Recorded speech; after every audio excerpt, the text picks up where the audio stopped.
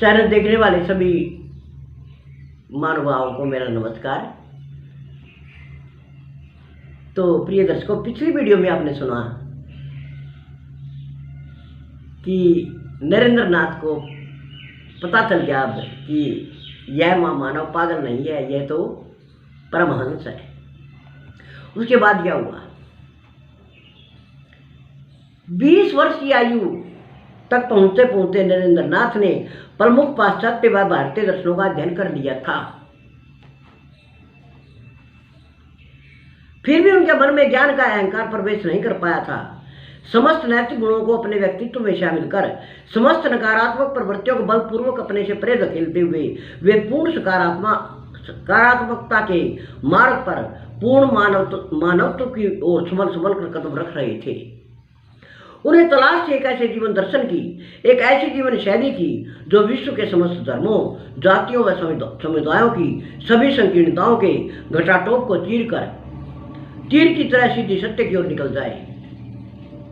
मानव जीवन का समग्र लक्ष्य जो भी हो, पर इतना वो समझ गए थे कि सभी प्रकार की संकीर्णताओं से मुक्ति पाना और एक मनुष्य के रूप में पूर्णता लाभ करना मनुष्य के लिए सबसे अधिक महत्वपूर्ण है। दर्शन व विचारों से विभिन्न स्रोतों से तथ्यों का संकलन कर नरेंद्र अपने व्यक्तित्व का निर्माण कर रहे थे। उन्होंने पाश्चात्य दर्शन से तर्क, ब्रह्म समाज से एकेश्वरवाद की निराकार भावना, गौतम बुद्ध से विवेक, महावीर से करुणा तथा दक्षिणेश्वर के महामानव श्री रामकृष्ण परमहंस से हर हृदय को आनंद से आप्लावित करने वाली सहज भावुकता दी थी। नरेंद्र नाथ का घर चार पैर से भरा रहता था। उनके पिता से मिलने आने वालों की संख्या बहुत थी। माता भी महिला मंडल में बहुत लोकप्रिय थी और उनकी सहेलियां उन्हें प्राय घेरे रहती थी। घर में साथ सामान बहुत था। नरेंद्र शांति और एकांत चाहते थे, अतः उन्होंने अपनी मातामही के मकान में राम तनु वसु लेन में अपने लिए अलग कमरा ले लिया था। मातामही माने दादी,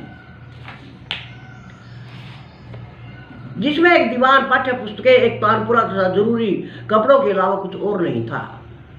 पिता बेटे के उज्जवल भविष्य का स्वप्न देख रहे थे। वे अपने बेटे का विवाह बड़े धूमधाम से करने का इरादा रखते थे, परंतु अपना कोई निर्णय वे नरेंद्र पर नहीं थोपते थे। बीए करने के बाद पिता ने नरेंद्र को प्रसिद्ध अटॉर्नी श्री निमाई चरण वसु के पास अटॉर्नी का काम सीखने के लिए भेज दिया था। नरेंद्र उनके पास नियमित जाते थे। दक्षिणेश्वर जाना भी अब नरेंद्र की दिनचर्या में शामिल हो गया था। वहां वे प्रवचन सुनते और श्री रामकृष्ण से कई मामलों में तर्क वितर्क करते थे। श्री रामकृष्ण उन्हें इतना स्नेह करते थे कि कभी कभी स्वयं चलकर उसके कमरे पर आ जाते थे। नरेंद्र एक तपी ब्रह्मचारी का जीवन व्यतीत कर रहे थे। एकांतवास, ध्यान, शारीरिक कठोरता और संयम का वे पूरा अभ्यास करते थे। उनके तानपुरे की मधुर तान के उनके मित्र दीवाने थे। जब भी कोई उत्सव होता उन्हें आमंत्रित किया जाता था। एक रात नरेंद्र एक आनंदोत्सव में भाग लेने किसी मित्र के घर गए हुए थे। तानपुरे की धुन पर वे मस्ती से कोई गीत गा रहे थे कि उनके एक मित्र ने उन्हें उनके पिता की मृत्यु का समाचार दिया। हृदय गति रुक जाने से उनके पिता का उस समय स्वर्गवास हो चुका था। तो इस वीडियो में इतना सा, से सुनेंगे अगली वीडियो में। तब तक के लिए नमस्कार।